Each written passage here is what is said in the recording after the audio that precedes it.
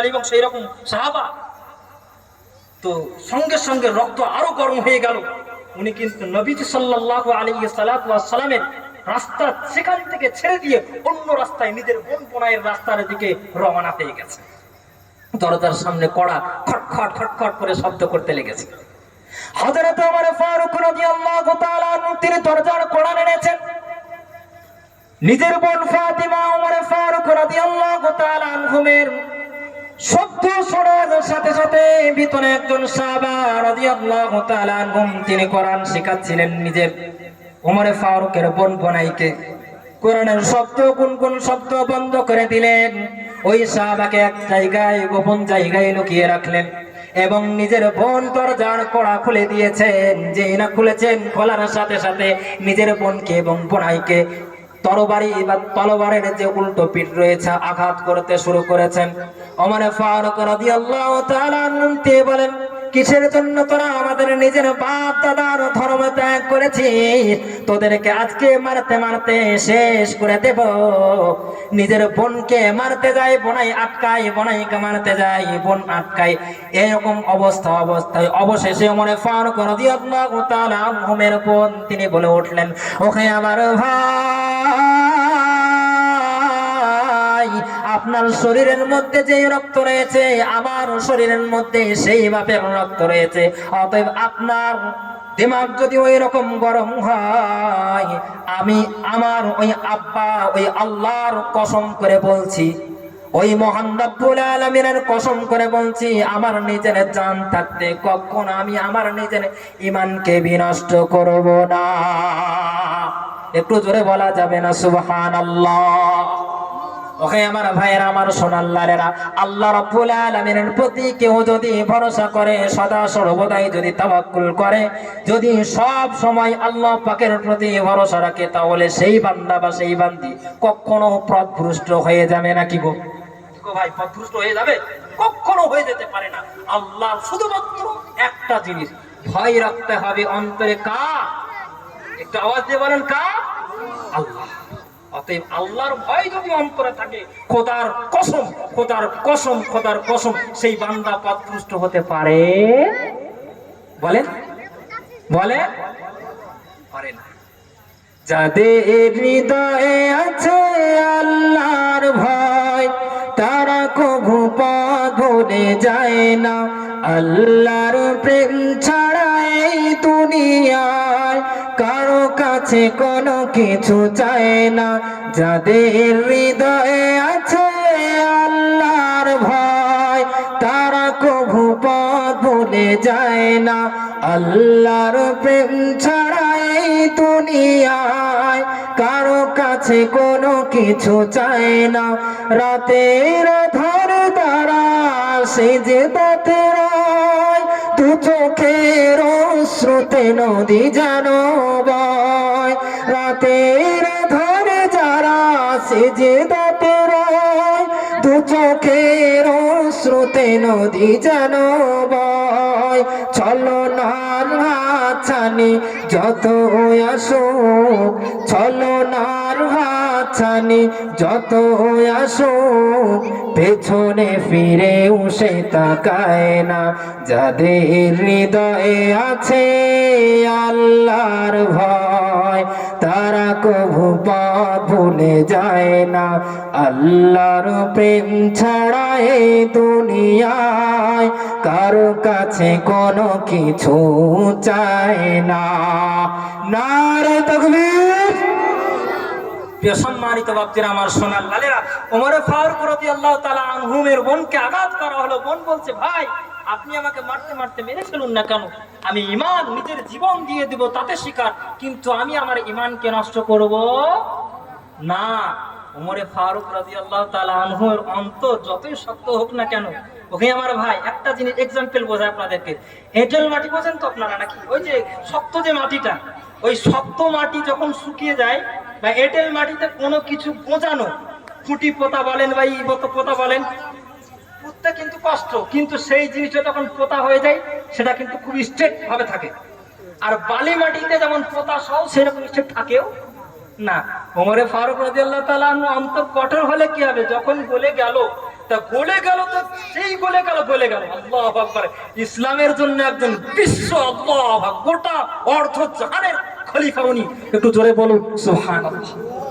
অতএব ওমর ফারুক রাদিয়াল্লাহু তাআলা আনহু অন্তরটা একটুখানি যেই বলেছে, উনি তখন বলছেন, ওই আমার বোন, এমন কি জিনিসের সন্ধান পেয়েছিস একটুখানি আমায় দেখাবি, কি জিনিস সন্ধান পেয়েছিস?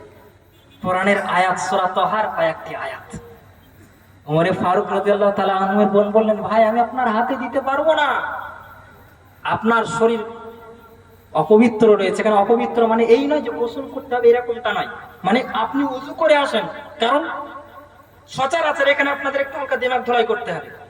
যেমন ভাবে আপনাদেরকে কিছুক্ষণ আগে বললাম, আরবের মানুষ ওরা এইটা কি জিনিস মিথ্যা ঠাট্টার ছলে কখনো বলে না, ঠিক অনুরূপ আরবের মানুষ কি জিনিস এটাও তারা ধারণাও করতে পারবে না, যে প্রস্রাব ফিরে পানি নিতে হয় না, পায়খানা করে পানি খরচ করতে হয় না, এটা তাদের দিমাগেই নাই, এরকমটা নয়, এরকম তো ভাষাই নাই। তার মানে ওরা পানিকে পাক পরিষ্কার পরিচ্ছন্নকে সব থেকে বেশি ভালোবাসে। আচ্ছা বলুন, পায়খানার মধ্যে, পায়খানা এটা কিন্তু এই যে আপনার গাছ গাছালি যদি নিচে পড়ে, এটা কিন্তু জৈব সার। আর ওই গাছের গোড়ায় যদি একাধিক ভাবে কয়েক সপ্তাহ যদি কোনো মানুষ প্রস্রাব করে, সেই গাছটা মরে যাবে না বেঁচে থাকবে গো? একটু বলেন না ভাই, আপনাদের যে দিমাগটা আল্লাহ পাক দিয়েছেন সেই দিমাগে ভেবে বলেন, যদি একাধিক কয়েক সপ্তাহ যদি প্রস্রাব করতে থাকে অনবরত, তাহলে সেই গাছটা মরে যাবে না বেঁচে থাকবে? মরে যাবে, কারণ প্রস্রাবের মধ্যে জীবাণু অত্যন্ত বেশি। বহরমপুর মার্কাজে তারাবি শোনায়, তো সেখানে একজন ডাক্তারের সাথে, ডক্টর হুমায়ুন কবির, আপনারা নাম জানেন, ডক্টর হুমায়ুন কবির লালবাগে উনি বসেন, তো ওনার সাথে আমার মাঝে মাঝে প্রায় কথা হয়। উনি বলছেন, জানেন হুজুর, মানুষের প্রস্রাবের মধ্যে যদি ওই যে জীবাণুগুলো, ওরা যদি ওই যে অনুবীক্ষণ যন্ত্র তারা যদি তারা দেখতো, আমার মনে হয় ওরা শুধু পানি দিয়ে ধুতো না, সাবান দিয়ে ধুতো। একটু জোরে বলুন সুবহানাল্লাহ। এত পরিমাণে জীবাণু রয়েছে, যদি ওই জীবাণু দেখতে পেত তাহলে শুধু পানি দিয়ে ধুতো না, বরং তা সাবান দিয়ে ধুতো। তাহলে শরীর নাপাক থাকার তো কোনো মানেই হয় না। অতএব এটা আমি একটা কথা বললাম। তো ওমর ফারুক রাদিয়াল্লাহু তাআলা আনহুর বোন তিনি বললেন, আপনি ওযু টুযু করে আসুন, নিজের শরীরকে একটু পাক সাফ করে নিন। ওমর ফারুক রাদিয়াল্লাহু তাআলা আনহু তিনি নিজের শরীরকে পাক সাফ করলেন। ওনার হাতে সূরা তাহার কয়েকটা আয়াত তুলে দেওয়া হলো। ওমর ফারুক রাদিয়াল্লাহু তাআলা আনহু তিনি সূরা তাহার আয়াতগুলো পড়লেন। তাহা মা আনজালনা আলাইকাল কুরআনা লিতাশকা ইল্লা তাযকিরাতাল লিমান ইয়াখশা তানজিলাম মিম্মান খালাকাল আরদা ওয়াস সামাওয়াতিল উলা আর-রাহমানু আলাল আরশি ইস্তাওয়া লাহু মা ফিস সামাওয়াতি ওয়া মা ফিল আরদি ওয়া মা বাইনাহুমা ওয়া মা তাহতা আস-সারা। ওমর ফারুক রাদিয়াল্লাহু তাআলা আনহু তিনি সূরা তাহার আয়াতগুলা বারংবার একবার পড়লেন, আবার তার অশ্রু দিয়ে ঝরঝর করে কান্না বের হতে লাগলো। দ্বিতীয়বার পড়লেন তিনি, আর টলটল অবস্থায় তিনি আবার পড়ছেন, আবার তিনবারের মাথায় তিনি পড়লেন এবং নিজের বোনকে বলছেন, ওকে আমার বোন, এই যে এই দোজাখানের নবী সাইয়্যিদুল মুরসালিন রাহমাতুল লিল আলামিন খাতামুল আম্বিয়া নবিয়ুল মুরসালিন, সমস্ত এই দোজাখানের নবী মুহাম্মদ সাল্লাল্লাহু আলাইহি সাল্লাতু ওয়াস সালাম, ইনি কোথায় রয়েছেন? এই নবীর কাছে আমাকে একটুখানি তুই আমায় সাক্ষাৎ করিয়ে দিতে পারবি নাকি? তুই আমায় বল।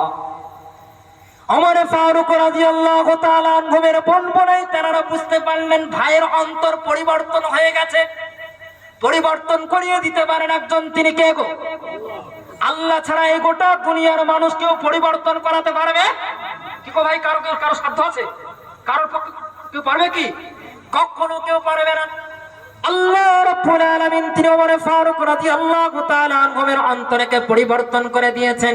ওমর ফারুক রাদিয়াল্লাহু তাআলা আনহু তিনি নিজেই বললেন, হে আমার বোন, ওই বিশ্বনবীর কাছে আমাকে একটুখানি নিয়ে যাবি নাকি? নিজের বোন ফাতেমা এবং বোনাই ওমরে ফারুক রাদিয়াল্লাহু তাআলা আনহুকে নিয়ে যাচ্ছেন। ভিতরে যে সাহাবী তিনি লুকেছিলেন, সেই সাহাবী এবার ভিতর থেকে তিনি বের হয়ে চলে আসলেন এবং চারজন মিলে বিশ্বনবীর কাছে এবার তারা রওনা হলেন। বিশ্বনবী আমার সেই সময় গোপন একটা স্থান ছিল, সেই স্থানটার নাম হচ্ছে দারুল আরকাম, যেখানে নবী আমার তিনি দিনের দাওয়াত প্রচার করতেন। সেই জায়গায় নবীজি আমার সাহাবাদেরকে দিনের শিক্ষা দান করতেন। এখন আপনাদের এই যে মাদ্রাসা কুমাইপুর ইসলামিয়া মাদ্রাসা, এখানে হাফেজ তৈরি হয় না গো? এখন হয় না। আল্লাহু আকবার। আপনাদেরকে একটা ছোট্ট একটা কুইজ বলি, যদিও বা এটা এর অংশ নয়। আচ্ছা বলুন, পৃথিবীতে আল্লাহ রাব্বুল আলামিন যুগে যুগে নবী পাঠিয়েছেন, মুজিজাও দিয়েছেন। যেমন মুসা আলাইহিস সালামকে লাঠি দিয়েছিলেন, লাঠি ছেড়ে দিত সাপ হয়ে যেত। ওই লাঠি মিশরের জাদুঘরে এখনো আছে। আচ্ছা, ওই লাঠি যদি এখন ছেড়ে দেওয়া হয় সাপ হবে? ভাই বলেন না, হবে কি? না, হবে না।